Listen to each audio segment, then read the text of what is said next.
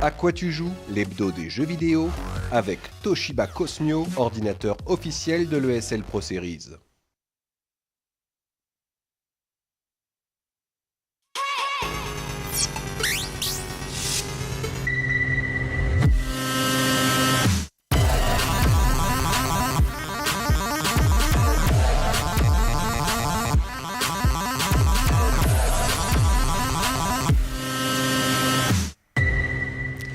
Bonsoir et bienvenue dans ce nouveau numéro d'À quoi tu joues sur Watch TV, le 17e épisode, le dernier également pour cette année 2013. Enfin, si vous voulez vraiment nous réécouter et nous écouter le 24 décembre et le 31 décembre, il y a le replay, je vous rassure, sur Watch TV bien sûr, mais aussi le podcast sur iTunes pour télécharger le meilleur des émissions de Watch TV. Pour la dernière de l'année, à quoi tu joues, on a mis les petits plats dans les grands. Après Microsoft, après Sony, c'était au tour de Nintendo d'envahir notre studio. Bonsoir Philippe Lavoué. Bonsoir Pierrick. Vous êtes directeur général adjoint de Nintendo France. Alors à quelques jours de Noël, j'ai envie de dire que dans les médias, il n'y en a pratiquement que pour le grand match de fin d'année entre la Xbox One et la PS4 qui viennent de lancer donc leur grosse machine de Noël. C'est pas trop dur pour vous ? Vous savez, nous, on a une proposition de jeu qui est très différente, donc finalement, on se veut un petit peu à part et ça nous va bien. Ça vous va bien, avec effectivement la Wii U en position là aussi pour Noël, et puis bien sûr toujours les Nintendo portables, la 3DS, et la petite nouvelle, la 2DS dont on vous parlera dans quelques instants. Regardez, la voici. Toujours deux écrans, mais non, elle ne se ferme pas.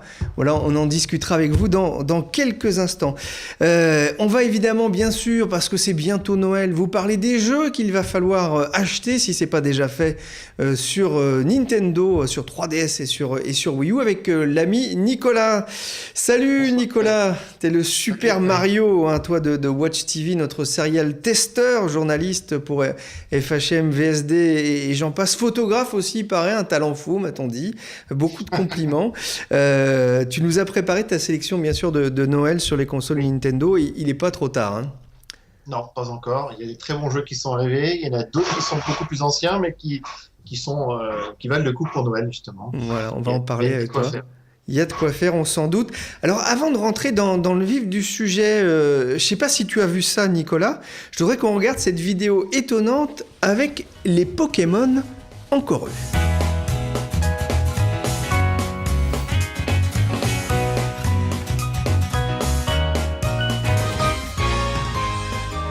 Nicolas, voilà, une banque Pokémon sur 3DS. Alors moi je connaissais BNP Paribas, la Société Générale et compagnie. Ça peut paraître complètement saugrenu, mais ça sert à quoi, on a envie de se demander, parce que c'est payant en plus.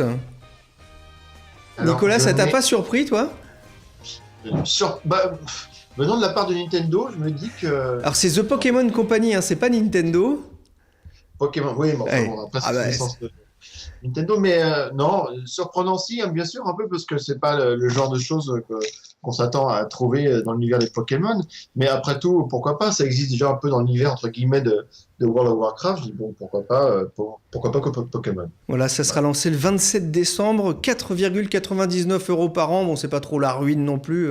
C'est vrai que si on, c'est quoi ? C'est une pochette de cartes Pokémon si on regarde le prix. Le succès des Pokémon, Philippe l'avouait, ça ne faiblit pas. C'est un succès absolument phénoménal. Et c'est une aubaine aussi pour Nintendo. C'est une aubaine pour les joueurs. Hein. Pokémon XY est un Pokémon, un excellent cru, hein, de très grande qualité, qui a été acclamé par les fans, et on est typiquement dans la phase où l'élargissement de la base de joueurs est en train de se produire. On pense vendre un peu plus d'1,5 million de Pokémon XY cette année. Et puis, je pense que c'est mérité, parce que le jeu est vraiment Quand fantastique. Vous dites « on », entendons bien, c'est rien qu'en France. Hein. C'est rien qu'en France, oui. Donc, c'est ce qui est quand même assez important. Vous constatez, vous, cette envolée des ventes des jeux Pokémon pour Noël ? Ah oui, vous arrivez à fournir ? C'est factuel sur cette fin d'année. Ça va être juste. Je pense qu'il ne faut pas tarder à les acheter, là, sur la semaine et demie qui reste jusqu'à Noël. Mais encore une fois, c'est vraiment très intéressant de voir la réaction d'abord des fans de la première heure, et puis petit à petit des plus jeunes qui rejoignent la communauté des joueurs avec ce Pokémon XY. Et c'est vrai qu'avec le nombre de jeux Pokémon sortis sur les consoles portables de Nintendo, il fallait peut-être une banque pour les conserver précieusement. Voilà, à suivre bien entendu. On revient dans quelques secondes avec vous pour parler bien sûr Wii U et 3DS en cette période de fin d'année.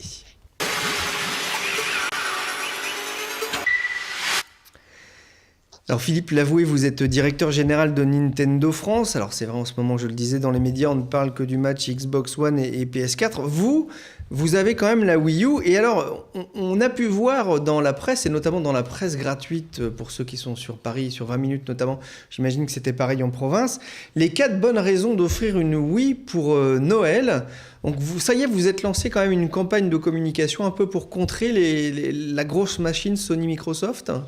Surtout, ce qui est important, c'est d'expliquer ce que propose la Wii U en termes de différence. Et je parlais tout à l'heure de la différence Nintendo. Elle est vraiment, elle est très forte en ce qui concerne la Wii U. La Wii U a énormément de potentiel. On a un gros travail d'explication à faire. Cette campagne s'inscrit dans cette logique pour dire plusieurs choses. La première, les meilleurs jeux next-gen sont sur Wii U. Et ça, c'est très intéressant. Ça commence à sortir dans la presse internationale. Si vous regardez les jeux qui sont les mieux notés sur Metacritic, vous allez retrouver Super Mario 3D World, vous allez retrouver Zelda Wind Waker, vous allez retrouver Deus Ex, vous allez retrouver Skylanders. Et ça, c'est pas évident de prime abord quand vous prenez en compte le tapage qui est assez logiquement réalisé par nos concurrents. Ce que vous voulez dire aussi, c'est que la Wii U est aussi une console de gamer. La Wii U est également une console de gamer, mais pas seulement. La Wii U permet également aux enfants de jouer. Elle permet également de jouer entre amis avec des propositions comme Wii U Party ou Just Dance 2014. Et puis la Wii U propose également en termes de gameplay des propositions tout à fait uniques, comme la possibilité, et ça intéresse un grand nombre de joueurs, de pouvoir commencer une partie sur l'écran de télé et de la poursuivre ensuite sur le gamepad. Par ailleurs, j'ajoute que l'ensemble de nos jeux Wii et accessoires sont rétro-compatibles sur la Wii U. Et alors ça, effectivement, c'est une proposition tout à fait unique à la Wii U. Voilà. Et ça nous distingue également de nos concurrents dans le domaine. Et dernier point, on peut jouer en ligne et ce, gratuitement. Voilà, là aussi, c'est clairement des clins d'œil envoyés à vos concurrents, et notamment à Sony qui vient de rendre le PlayStation Network payant, là aussi, pour pouvoir faire du multijoueur notamment. C'est surtout une proposition qui s'intéresse aux gens qui hésitent encore à ce stade de l'année et qui hésitent effectivement entre trois propositions, avec pour nous un rationnel qui reste le même. Une console sans jeu, ça n'a pas d'intérêt. Et la Wii U arrive maintenant dans une phase où il y a de la proposition de jeu avec des jeux, encore une fois, qui ont fait leurs preuves, qui sont très forts. On parlait de Super Mario 3D World tout à l'heure, qui met tout le monde d'accord en termes de qualité de jeu en solo, de jeu en multi, qui renouvelle complètement le genre avec des fonctionnalités jamais vues. Le Mario Chat, la circulation entre les mondes qui est tout à fait par les tuyaux, rafraîchissante et tout à fait nouvelle. Le type de jeu dont on a un peu de mal à se défaire et à lâcher les manettes, qui nous va bien et qui, quelque part, représente ce qu'on a parfois un peu de mal à expliquer, mais ce qui est la passion des joueurs sur console Nintendo. Alors, j'imagine que ça sera bien placé dans le classement de Nicolas tout à l'heure. Alors, effectivement, une console de gamer, les jeux, c'est important. Vous vous faites un peu tacler sur Bloomberg récemment. Bloomberg, alors pour ceux qui ignoraient, c'est une chaîne spécialisée dans les infos financières. On y parle beaucoup de Nintendo, société cotée également en bourse, qui dit que la Wii U est devenue une console de jeux réservée aux fans de Nintendo. Ça veut dire que vous avez un peu de mal aujourd'hui à convaincre les éditeurs tiers à investir sur cette console ? Vous savez, on disait à peu près la même chose de la 3DS il y a 3 ans. Donc, on est habitué à ce type de discours, on est habitué à travailler notre différence, à la nourrir avec des propositions de jeux. Si vous regardez la 3DS 3 ans après son lancement, c'est la console la plus vendue de 2013 et de très très loin, avec un catalogue de jeux absolument unique. On a eu à peu près un grand jeu sorti par mois depuis le début de l'année. Le dernier en date, Bravely Default, qui va probablement faire référence en termes RPG japonais, de jeux de rôle japonais. Voilà, oui. Pokémon XY, on en parlait tout à l'heure, mais il faudrait citer Luigi Mansion 2, Lego City, Fire Emblem, on en parlera tout à l'heure, mais il y a une qualité de jeu sur la 3DS aujourd'hui qui met tout le monde d'accord. Et je pense que tout le monde est unanime, et je vois la version collector de Bravely Default qui est absolument introuvable dans le commerce. Puisque, eh ben, t'as de la chance, Nicolas. Parce que moi, je l'ai pas reçu, tu vois. J'ai même pas reçu le jeu, tu très vois. rapidement. Donc, il faut prendre un petit peu de distance par rapport à ce qui peut se dire sur nos produits. Il faut se rappeler un seul jeu peut changer complètement la physionomie de ce marché. Alors on le sait, les ventes de Wii U ont eu du mal à décoller. Justement, vous dites un jeu peut changer les choses. Est-ce que Super Mario 3D, donc, qui est sorti il y a quelques semaines, est le jeu qui arrive à booster vos ventes en cette période de fête? Alors effectivement, on observe une accélération des ventes depuis la sortie de Super Mario 3D World. Tous les distributeurs sont unanimes, la Wii U se vend beaucoup mieux sur cette période de fin d'année, et le jeu y contribue. C'est quoi? La Wii U, c'est devenu la console de Noël? Moi, je suis pas loin de le penser, étant donné on va dire le peu de jeux qui existent aujourd'hui sur PS4 ou Xbox One. Là, on a une console qui a enfin, j'ai envie de dire, une vraie ludothèque pour tout le monde. Je partage votre point de vue. On a de la densité de jeu, on a de la proposition, on peut jouer aux grandes franchises Nintendo, et puis aussi on peut jouer aux grandes franchises de jeux pour les amateurs d'adrénaline. On peut jouer à Call of Duty Ghost sur Wii U, on peut jouer à Assassin's Creed Black Flag, et on a par ailleurs nos propositions comme Wii Party U, comme Zelda Wind Waker, qui propose certainement plus de densité, plus de profondeur dans le gameplay qu'aucune autre console next-gen sur cette fin d'année. Voilà, avec notamment pas mal d'offres, effectivement, en cette fin d'année, des packs Super Mario Bros. U, pack Just Dance 2014, Mario Party U, le pack, bien évidemment, The Legend of Zelda The Wind Waker, et un pack Lego City Undercover, qui est un peu le GTA des Lego, qui est vraiment très très sympa. Moi, j'avais beaucoup aimé, et mon fils encore plus, parce que c'est vraiment très bien foutu. Mais alors, c'est vrai, beaucoup d'offres en cette fin d'année, mais des ventes qui ont toujours du mal à décoller. Ce qu'il ne faudrait pas, et on en parlait la semaine dernière avec Nicolas, je vais peut-être te laisser poser la question, histoire que ça soit toi qui te fâche avec Nintendo, c'est celle des prix. Ouais, on discute la semaine dernière.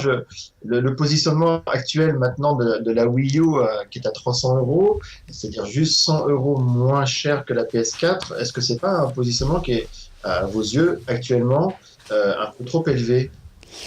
Alors, on pense que ce qui va faire décoller les ventes de la Wii U, et c'est ce qu'on observe là sur cette fin d'année, c'est avant tout la qualité des jeux qui sont proposés. Il faut absolument renouveler l'expérience de jeu, il faut surprendre les utilisateurs avec des propositions fortes, des propositions qui scotchent, des propositions qui amènent les utilisateurs à dire voilà, c'est le meilleur Mario auquel j'ai joué à date. C'est le cas de Super Mario 3D World. On s'éclate à plusieurs. Donc ça met un petit peu de temps à s'installer. Là, on est plutôt sur 100 000 personnes qui ont joué à Super Mario 3D World et qui ont apprécié le jeu. Ça met en comparaison de Pokémon X et Pokémon Y. On est à 1,5 million de bases, mais c'est aussi lié à la base installée de la console à date. Donc c'est un travail qui est un petit peu long. Des jeux comme Mario Kart 8 qui arrive l'an prochain, des jeux comme Smash Bros vont être de nature à nous amener à des niveaux de vente beaucoup plus importants. On se travaille. Un nouveau Donkey Kong aussi. Et un Donkey Kong Country Tropical Freeze qui est également prévu l'année prochaine. Donc si vous voulez, c'est un travail qui se fait dans le temps. C'est des propositions de jeux qui doivent s'articuler, que notre métier est de les expliquer.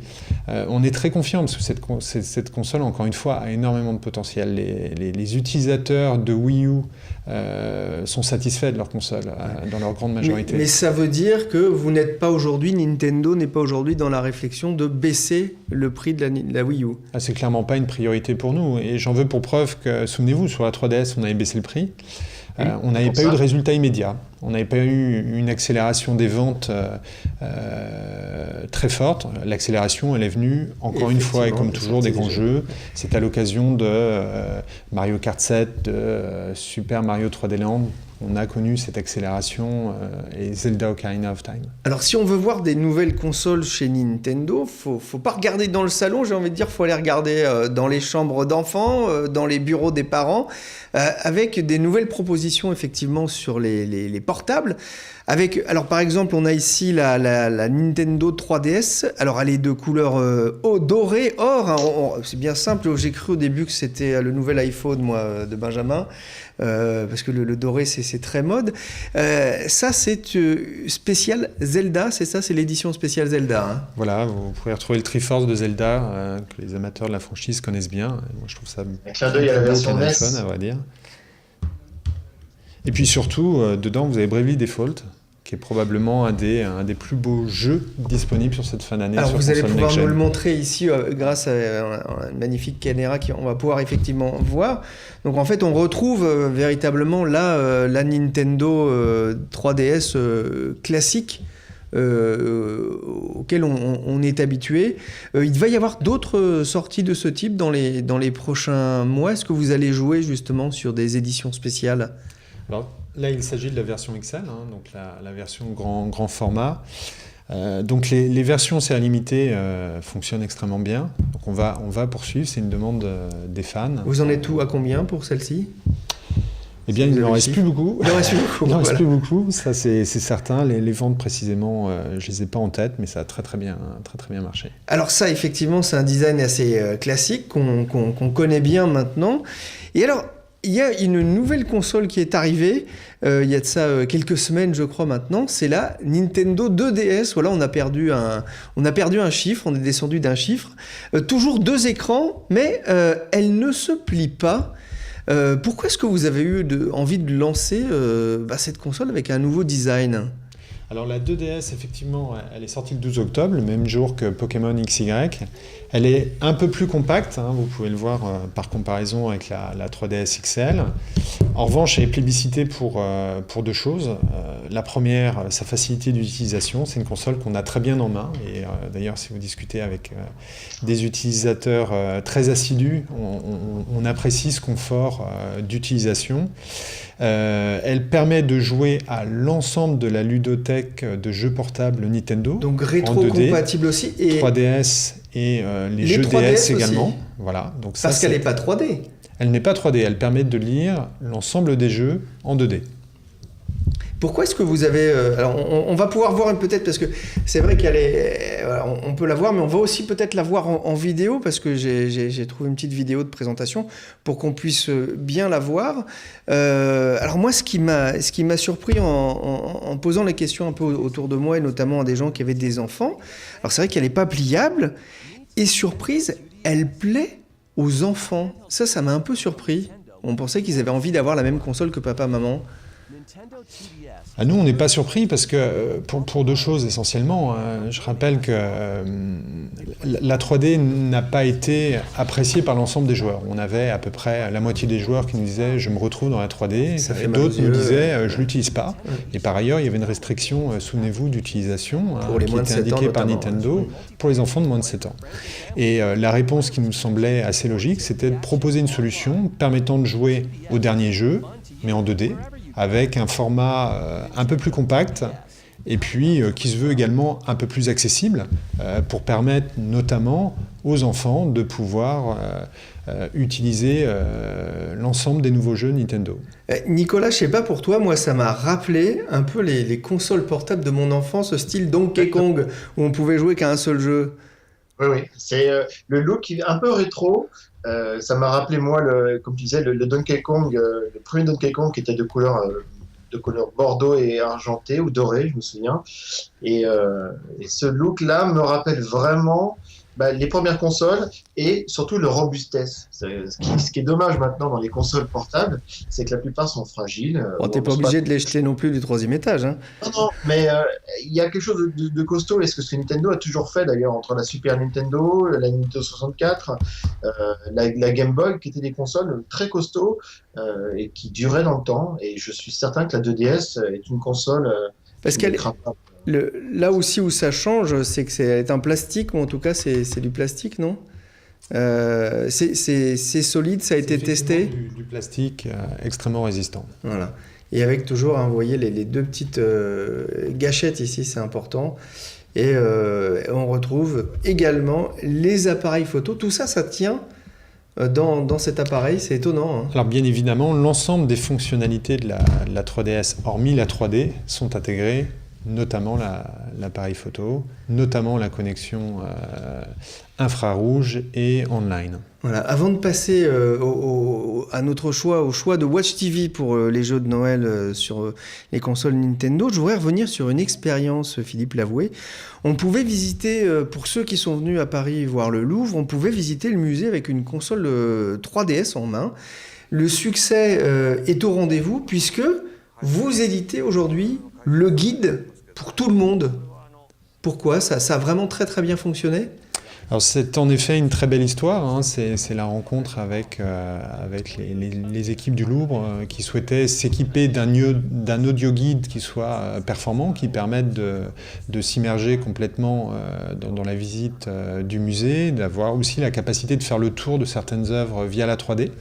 Donc c'est une proposition qui a été validée, qui a d'abord été testée, et je rappelle que la 3DS est l'audio guide officiel du Louvre, donc tous les utilisateurs, quelle que soit leur langue, qui souhaitent faire la visite guidée, utilisent maintenant la 3DS en lieu et place, vous savez, des écouteurs et des petits speakers qui ne fonctionnaient pas toujours très bien, qui vous permettent également, et c'est un procédé qui a été développé ad hoc pour le Louvre, de se géolocaliser dans le Louvre, parce que je rappelle que le Louvre abrite les plus gros murs, les murs les plus larges de Paris, les fondations historiques de Paris. Il était impossible de se repérer par GPS, donc il a fallu développer des antennes et un système particulier, donc c'est tout le travail des équipes de développement de Nintendo.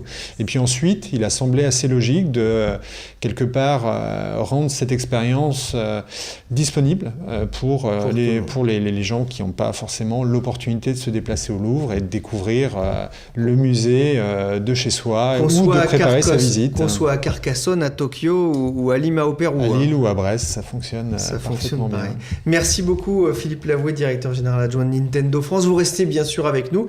Allez, on va maintenant, dans quelques secondes, enfin, vous allez tout savoir sur le top 3 de Nicolas Gavet sur Wii U et 3DS. Voilà Nicolas, on va rentrer tout de suite dans le vif du sujet. Hein, en cette période de Noël, toi tu as pu faire déjà tes emplettes, j'ai envie de dire. Alors on va commencer si tu veux bien par la Wii U. Quel est ton top 3 ? Alors on va commencer le premier jeu à acheter sur Wii U pour toi. Alors, on en a parlé tout à l'heure, c'est le nouveau Super Mario 3D World. Voilà, sans surprise, j'ai envie de dire.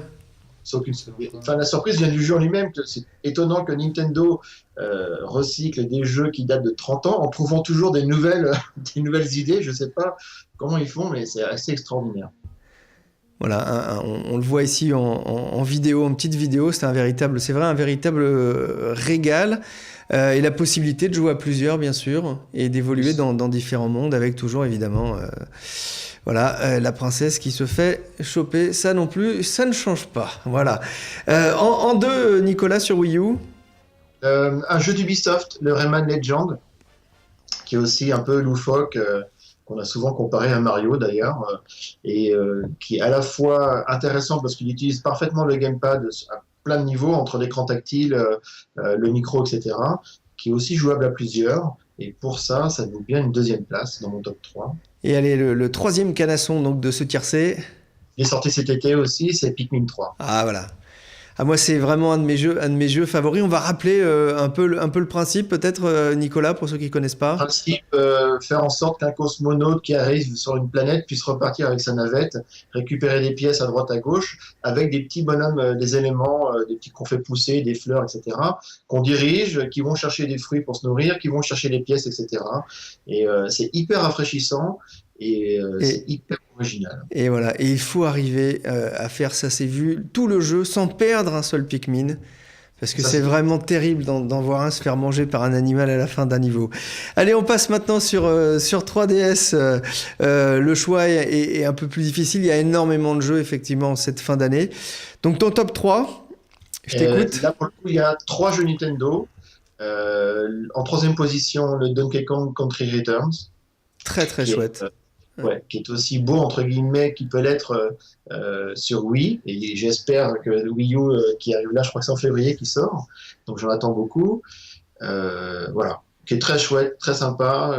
Les musiques, les mêmes que la Super Nintendo à l'époque. Donc les vieux comme moi verseront une petite larme. Et puis les enfants apprécieront le graphisme super mignon. Allez, le deuxième de ton top 3. Le Luigi's Mansion 2, qui est, moi, vraiment hyper intéressant. Un bon jeu, pas de plateforme, mais d'aventure. Il faut chercher, fouiller, aspirer les fantômes, etc. Et c'est vraiment passionnant. Il y a bien une bonne dizaine d'heures de jeu dessus. C'est pas mal du tout. Alors, et ton top 1, enfin? Ton premier? Pas de surprise, c'est le tout nouveau Legend of Zelda qui est sorti et qui est un formidable, entre guillemets, suite au Legend of Zelda 3 qui est sorti sur la Super Nintendo en 93 et qui est vraiment bien à tous les niveaux. Et cette idée de pouvoir transformer le Link en tableau vivant qui se déplace sur des surfaces planes, enfin, ça transforme la manière de jouer. En tout cas, ça lui donne un sacré coup de pied aux fesses, c'est vraiment chouette. Voilà, et on va pouvoir bien sûr retrouver notamment ton test de Zelda sur le replay d'À quoi tu joues sur Watch TV. Philippe Lavoué, vous jouez à quoi vous en ce moment sur votre console? Alors sur la 2DS, le Zelda, A Link Between the Past, et je viens de démarrer Bravely Default parce qu'on est assez occupé. J'aurais aimé le démarrer un peu plus tôt, mais j'ai démarré cet après-midi. Voilà, désolé, vous êtes venu faire une émission à la place. Donc c'est un jeu de rôle de Square Enix, effectivement. Message à mes amis de Square Enix. Moi je l'ai pas reçu. Si vous voulez m'en envoyer un, ça me fera plaisir. Parce que Nicolas, c'est vrai, il l'a et je crois qu'il me le lâchera pas. Le vilain. Non, j'ai pas encore joué. Allez, puisqu'on parle de Noël, 2 idées en plus pour Noël. Moi je vous ai trouvé pour lui ou elle d'ailleurs, hein, c'est comme vous voulez, le mug Lara Croft, voilà, que l'on retrouve sur le site, c'est marqué abbystyle.com, alors avec 2 Y, c'est en porcelaine, hein, de haute qualité. Il paraît même que ça résiste, Nicolas, tu peux te marrer avec ton bonnet, à 800 cycles de lavage au lave-vaisselle, parce que je sais, Nicolas, que c'est toi qui fais le lave-vaisselle à la maison, on m'a dit. Je suis bien informé. Voilà, c'est en échange de quelques heures de jeu, il faut que tu fasses la vaisselle, voilà. Inarrêtable, en tout cas, hein, comme la belle aventurière. Ils font des choses très sympas, d'ailleurs, chez Abbystyle, si vous êtes fan de jeux vidéo, des t-shirts, des choses comme ça, et donc, ce mug que j'ai reçu, et qui est très très chouette et qui sera pour notre ami Philippe en régie, voilà, qui trouve que la belle Lara Croft a beaucoup de charme. Bah, comme ça il pourra boire à ses lèvres, si je puis dire. Voilà, et puis pour elle ou pour lui aussi, j'aime bien, vous savez, aussi la bande dessinée, alors je vous en ai amené une, ça s'appelle Jeune fille en Dior. Voilà, je vais essayer de bien le mettre, c'est par ici, je vais faire un peu de place, voilà. Une très très belle bande dessinée sur l'un des plus grands noms de la mode, évidemment, Christian Dior, un livre féerique, hein, c'est vraiment l'époque de Noël là aussi.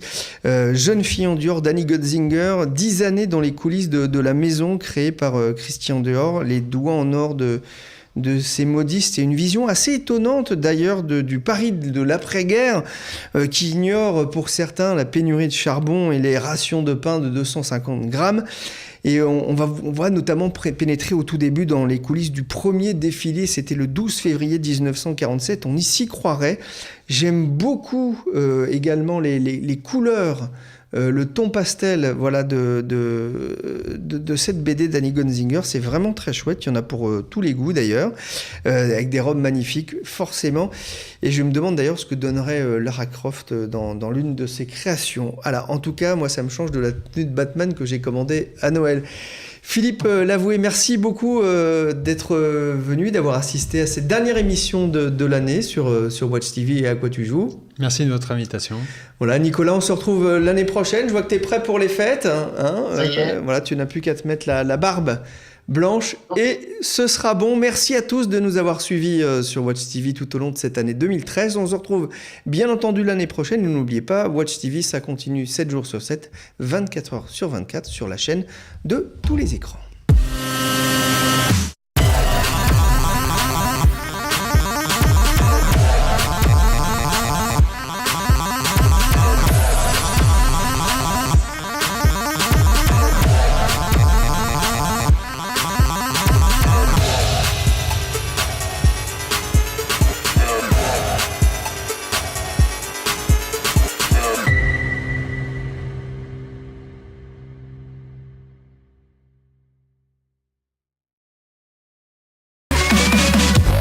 C'était À quoi tu joues, l'hebdo des jeux vidéo, avec Toshiba Cosmio, ordinateur officiel de l'ESL Pro Series.